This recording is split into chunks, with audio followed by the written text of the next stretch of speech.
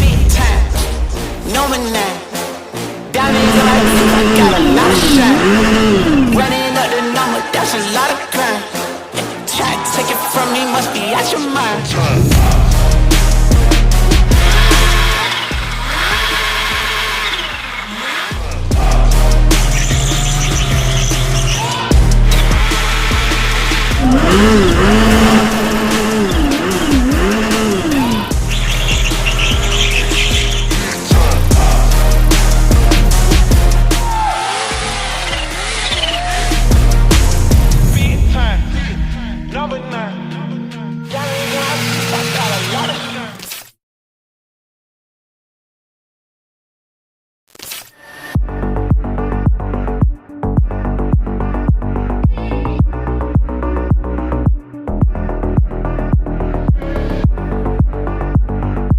It is not every day a bike like the Ninja H2 is unleashed, because they hold the power to start a category of motorcycles, a new trend, and also change the fortunes of the manufacturers, for the better or the worse.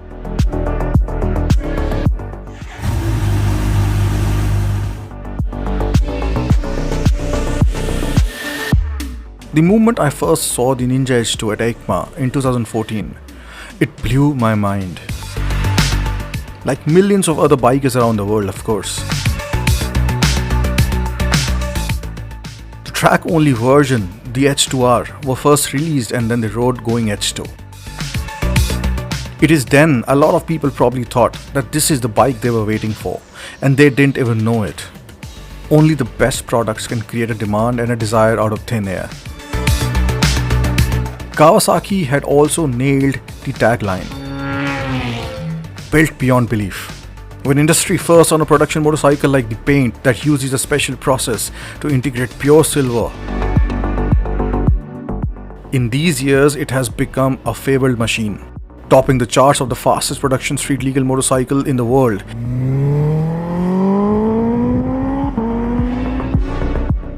In blogs, vlogs and other peculiar places, big and small. From adorning posters, collectibles to magazine covers and movie superstars. And it's fast not because of its silver paint, but because of the supercharger, which they crammed into it. Finding a solution to manage all that heat and translate all those insane rotations into usable power that propels the bike into insane speeds rather quickly. And because of the overall crowning achievement of such technology and a rather fresh take on the outer design of the motorcycle, this bike deserved the Kawasaki River mark on its forehead. This is the mark of Kawasaki Heavy Industries Group, dating back to the 1870s, and it can only be used on products with historical significance. Kawasaki already knew that they would create history with the H2, and so they did.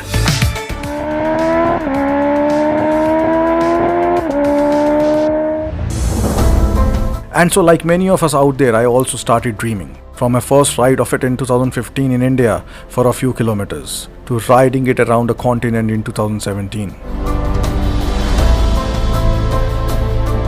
And to taking the bike around India for 10,000 kilometers on a road trip in summer. This is the second time I'm riding this motorcycle. Last time I rode it was in Delhi. And although I'm only riding it on public roads, this bike needs one straight hell of a road to actually show what it's got. And it's got a lot of punch, a lot of power, a lot of technology and a lot of hype, and it lives up to that. Everything about this bike I think is just amazing. This bike can actually redefine what superbike means. The Ninja H2. It never ceases to amaze me every time I swing my legs on it. Every darn time I switch it on. Every darn time I twist the throttle, which scares me. Every darn time I get off the bike and admire how beautiful it is. Like the Rocket 3, there is no alternative to the magic of the Ninja H2.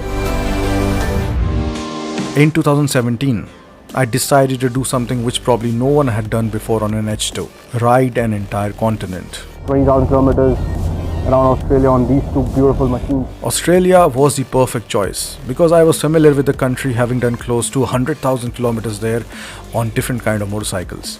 But before that, I wanted to make things a bit more extreme. I got the H2 flashed up till a point where it doesn't void the warranty, and the dyno showed it was producing 257 rear wheel horsepower.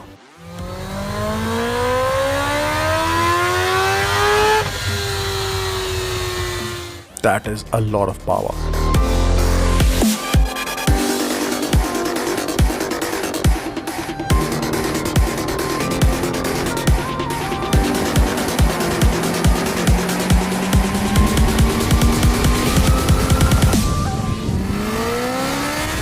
It probably meant that I was making close to 275 bhp at the crank.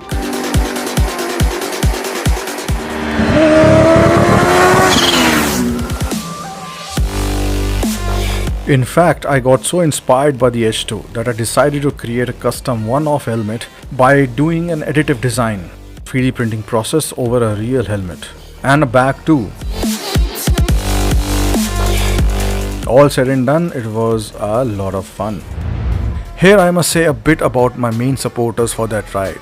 Castrol is the recommended and official oil for Kawasaki H2 in Australia, and in retrospect I have to say it did an incredible job keeping the bike cool. If you think India is hot, then you should try doing Western and Northern Australia in their summers. And not only I did 20,000 kilometers on that, I also got an Iron Bird certificate. I'm not after certificates, but it was something for the keeps. 1650 kilometers in less than 17 hours on the H2. Just how important heat management is for the bike is evident from the usage of a special heat resistant alloy called Inconel for the exhaust valves, and the fact that the trellis frame allows for better engine cooling.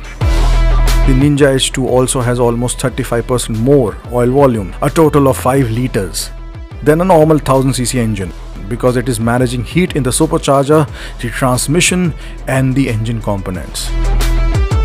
It has also got a lot of tech you can talk about. From the impeller, which rotates at 130,000 rpm when the crankshaft is at 14,000 rpm, to the aluminum airbox, in which the air pressure increases to almost 2.4 times the atmospheric pressure.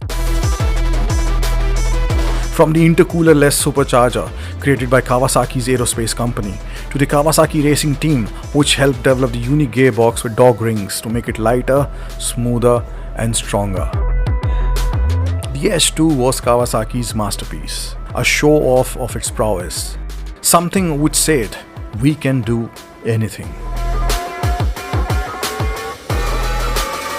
The Australia ride on the Castrol Power 1 powered Ninja H2 taught me many things, including the fact that you can enjoy as much as on this as on an adventure motorcycle, as long as you don't plan to do too much off-road.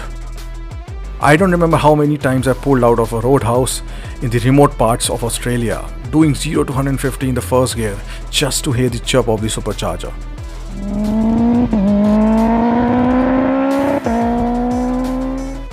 I crossed water streams, did a bit of off-road, rode into sunsets, saw stars and the Milky Way as I rode into the night,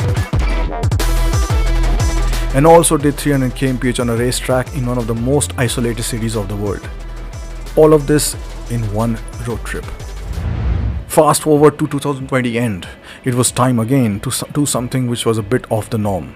It was a special year, as I was turning 40 and I decided to gift myself a Ninja H2 here in India. It was another dream come true. My first ride on the Ninja H2 after getting it was in the beautiful Western Ghats of Maharashtra.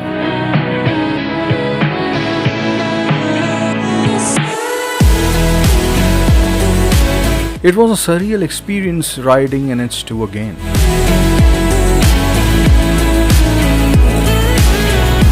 But this time in India, I decided to pair up the fastest bike in the world, the Ninja H2, to the world's largest capacity motorcycle, the Triumph Rocket 3. I call them the ultimate power duo, christening the Rocket 3R as the Soul Rocket and the H2 as the Mind Ninja. And as an ode to my long-time supporters, Castrol Power 1 Ultimate, I did the color scheme as black and gold, which surprisingly came out to be extremely photogenic in most cases, which is good for a photographer like me. But I didn't stop there. Come February 2021, I decided to create Road Trip United 2021, a 10,000 kilometers trip uniting different machines, including these two, and different bikers, motorcycling groups, and storytellers from around India. While everyone who rode the Rocket 3R was flabbergasted at the torque and the rideability of the machine, the same people had their socks blown off when they rode the H2. Oh my god, oh my god. No words, no words.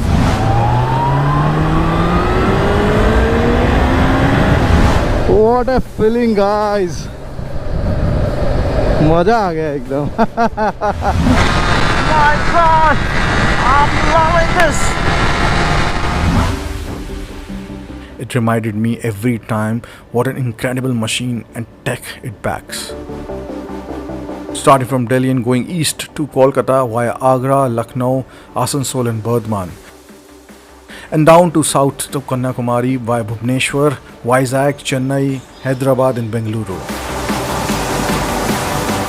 From there, we started heading back via the Nilgiris, the beautiful Mangalore-Goa highway, and into Goa and Mumbai. From there, it was a home run to Delhi through Rajasthan. During the ride, I did a preventive oil change in Hyderabad, considering the intense Indian summers. So far, I have been on Castrol Pawan Ultimate for all my stints with the Ninja H2 in India, which is a full synthetic oil. And considering that we are back after the grueling 10,000 kilometers on a bike like the H2, it does seem to have done its job pretty well. A job which can be divided into 5 key responsibilities: giving excellent acceleration at all times,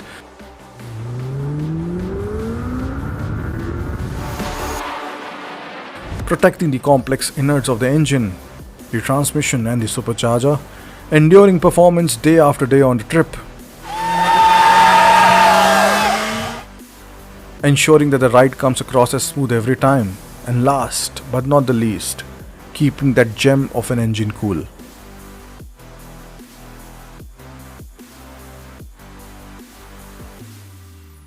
The Kawasaki Ninja H2 that I ride is actually a successful attempt to continuing the terrifying legacy of the original Kawasaki H2, which was first launched in 1972. It was the world's fastest bike back then, with 750cc and 74 bhp 3-cylinder 2-stroke madness. And when you are on such a motorcycle, it is but impossible for you not to have a bit of fun.